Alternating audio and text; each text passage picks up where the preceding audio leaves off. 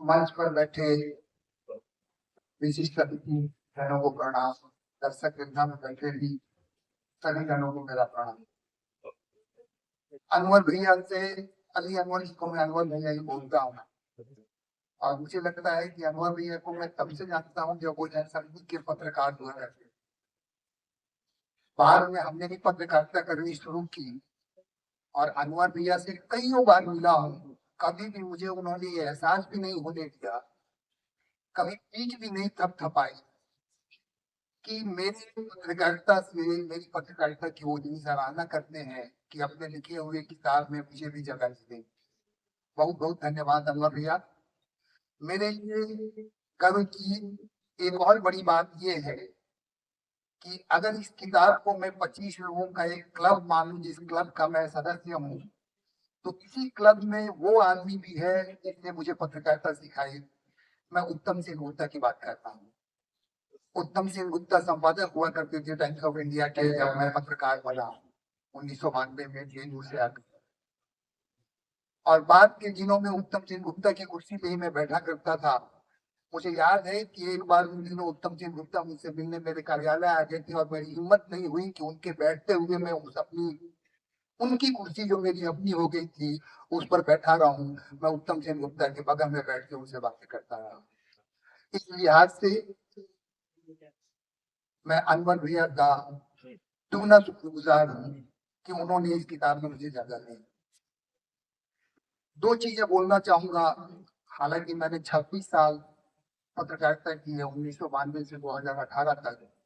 अभी education sector में काम करता हूँ और उसके पहले 92 से पहले 2 साल मैंने स्टिंगर सिंह भी किया है। तो आप देखें तो कुल मिला के 28-29 साल मैंने पत्रकारिता की है। जंग की है, नक्सलियों के गुफे में घुसा हूँ, चतरा में गया हूँ, नौगछिया के सामूहिक बलात्कार को मैंने एक्सपोज किया है, तनवार पीटा के नरसंहार के अभियुक्त को सामने लाया हूँ, कई बार पिटने से भी बचा हूँ। तनवार पीटा नरसंहार के मुख्य अभियुक्त ज्वाला सिंह मेरे घर पहुंच के मुझे गोली मारने की धमकी दे गए थे। मैं कुल जमा 22 वर्ष का था जब मैंने इलस्ट्रेटेड हिस्ट्री में धनवार पीटा नरसंहार के बारे में 4 पन्नों की रिपोर्ट छापी, जिसका शीर्षक था mindless massacre, Rajkumar travels to Dhanwar Pita to expose this massacre of hundreds of Dalit people in Dhanwar Pita. Bhojpur की एक कहानी। खैर, मैं पत्रकार बनने का चस्का या सपना दिखाया मेरे पापा ने। आपातकाल में इंडियन एक्सप्रेस में इस किताब में लिखी हुई है, इंडियन एक्सप्रेस आता था मेरे घर में और मोहल्ले के कई लोग मेरे पापा के पास आते थे। वो बीएचएल गोल्ड मेडलिस्ट थे, ये जानने के लिए कि देश में क्या हो रहा है। सेंसरशिप लगी हुई थी और इंडियन एक्सप्रेस ही था वो छाप के रहता था सच्ची सच्ची बातें। मेरे पापा मुझे बुलाते थे, मैं वो पढ़ता था, सबको माने बताता था क्योंकि मेरी अंग्रेजी अच्छी थी। उसी दौरान जाने अनजाने मुझे अखबार में छपने का भी शौक होने लगा था। ये मेरे पिताजी को पता नहीं चला। वो कि मैं पढ़ाई में अच्छा था तो मुझे आईएएस ऑफिसर बनाना चाहते थे। लेकिन छपने का जो वो शौक था, छोटे से बच्चे का शौक, वो बाद के दिनों में इतना बढ़ गया कि मैंने निर्णय ले लिया कि मुझे पत्रकार ही बनना है। और जेएनयू से जब मैं आके पत्रकार बना तो संतोष भाई के पिताजी ने तो सिर्फ उनको डांटा था कि झोला उठाना है। मेरे पिताजी ने 6 महीने मेरे से बात नहीं करी। वो कभी खुश नहीं हुए मेरे पैसे से। और उनका मन तब बदला जब मैं संपादक के प्रभार में आ गया और मेरे घर पे बड़े बड़े लोगों के कॉल आने लगे। और उन बड़े बड़े लोगों में मुख्यमंत्री नीतीश कुमार का भी कॉल हुआ करता था। तब एक बार उन्होंने मुझे कहा, अच्छी नौकरी है तुम्हारी, बुरी नहीं है। आज इस हॉल में बैठकर जब मैं ये किताब पलट रहा था और स्वाभाविक रूप से पहले अपना चैप्टर ही पढ़ रहा था तो मेरी आंखों में आंसू आ गए। आज जब मेरे पापा रहते तो दोबारा कहते कि तुमने अपने जीवन के साथ कुछ अच्छा ही किया है, अपना जीवन अच्छा किया है। निसंदेह उनका सीना गर्व से चौड़ा होगा।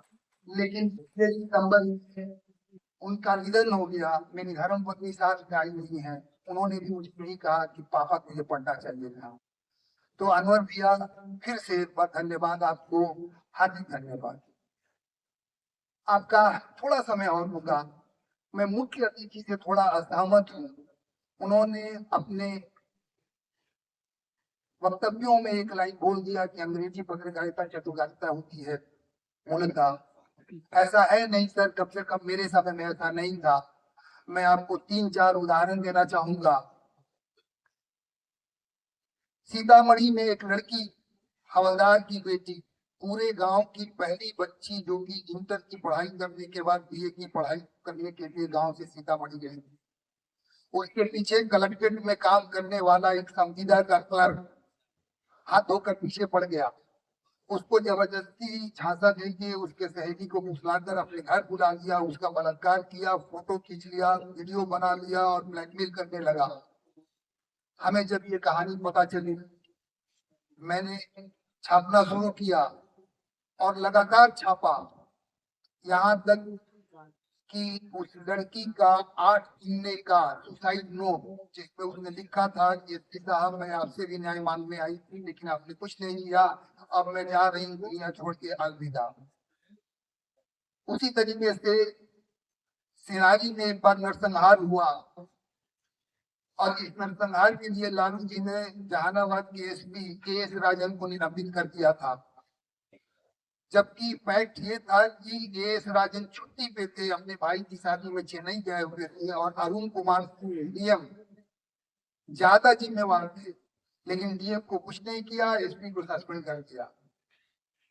इस के.एस. राजन नाम के शख्स से मैं एक शादी में मिला था 87 में।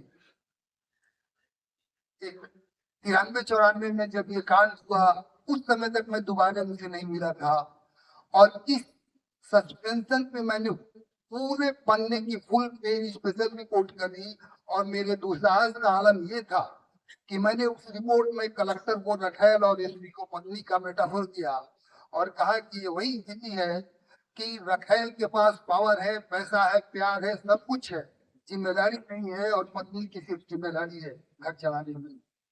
जिस दिन रिपोर्ट छपी उसी दिन राजन का निलंबन वापस हुआ, लेकिन उनपे 1 रुपए का सजा लालू जी ने लगा दिया।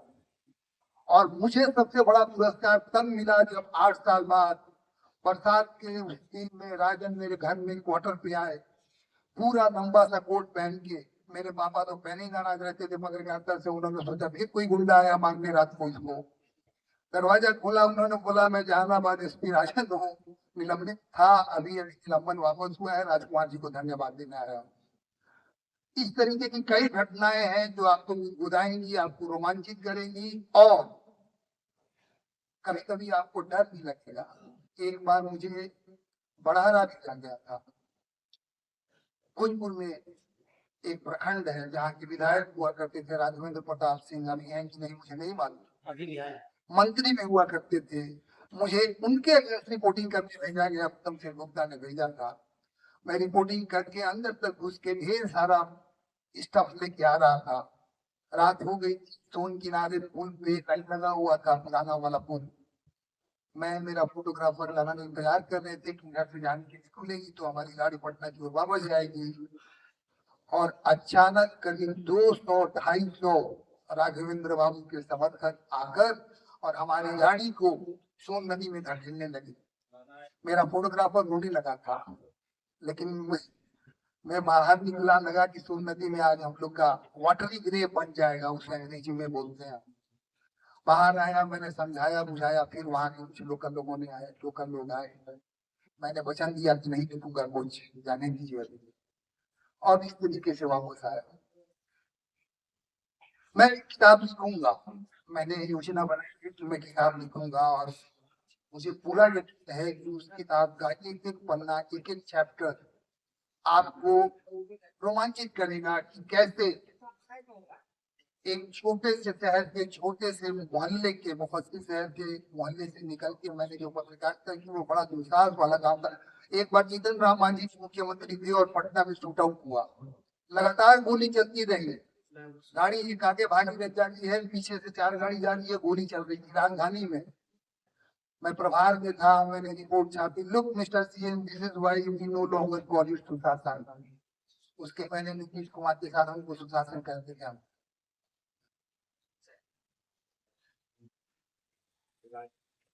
सर, अंग्रेजी अखबार चाटुकारिता नहीं करता है, कृपया की बात को मान लें। मैं आज की बात नहीं कर रहा हूँ। आज की बात का आनंद ये है कि एक समय जब मैं अखबार में काम करता था तो 1:30 बजे रात को एडिशन छोड़ के फिर जाके टीवी खोल के बैठ जाता था कि कोई न्यूज पेश करके नहीं आया हूँ। मेरी आज तो सुधीर चौधरी चैंपियन हो गया सर।